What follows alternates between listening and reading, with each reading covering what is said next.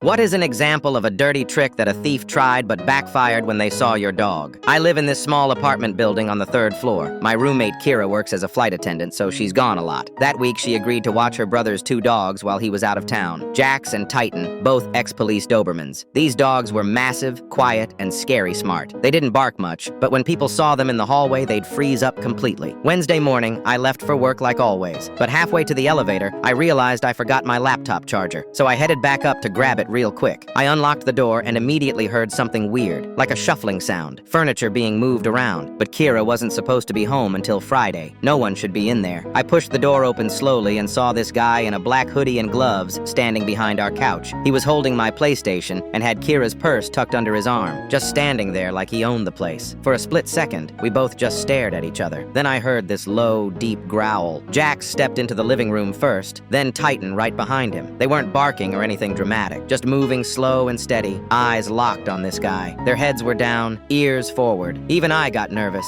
and I knew these dogs wouldn't hurt me. The thief went completely white, like all the blood just drained from his face instantly. "Oh shit," he whispered, still holding my stuff. "I didn't know anyone was home. I swear I thought the place was empty." I reached behind me and quietly closed the door. No way this guy was running anywhere now. "Call them off," he said, his voice shaking. "Please call them off." I crossed my arms and didn't say anything. Jax took another step closer. The guy's hands started trembling so bad he almost dropped my PlayStation. "I'll put everything back," he said. "I won't take anything. Just please don't let them attack me." Titan moved to the other side, so now both dogs had him cornered. They still weren't making noise, just staring him down like they were deciding what to do next. The guy slowly put my PlayStation on the coffee table. Then he gently set Kira's purse down too. His whole body was shaking now. "I'm sorry," he kept saying. "I'm really sorry. I made a mistake." Then he did something I'll never forget. He dropped to his knees right there in our living room, hands up in the air like he was surrendering to the police. "Please don't let them bite me," he begged. "I have kids. I can't go to the hospital." I pulled out my phone and called 911. The whole time I was talking to the dispatcher, this guy just stayed on his knees, sweating like crazy. The dogs didn't move either. They just kept watching him. When the cops showed up 10 minutes later, they found him still kneeling there with his hands up. He didn't even try to run when they opened the door, just started crying and confessing everything. Turns out he'd been watching our building for weeks. He knew I left for work every morning at the same time. He thought he had the whole thing figured out. What he didn't know was that Kira had come back early from a canceled flight that morning and brought the dogs with her. She'd just run to the store when I came back for my charger. The cops said he'd broken into 3 other apartments in our neighborhood that month, but this was the first time he got caught. After they took him away, I called Kira and told her what happened. She just laughed and said, "Well, looks like Jax and Titan earned their keep." From that day on, every time we walked those dogs around the building, all the neighbors would wave extra cheerfully.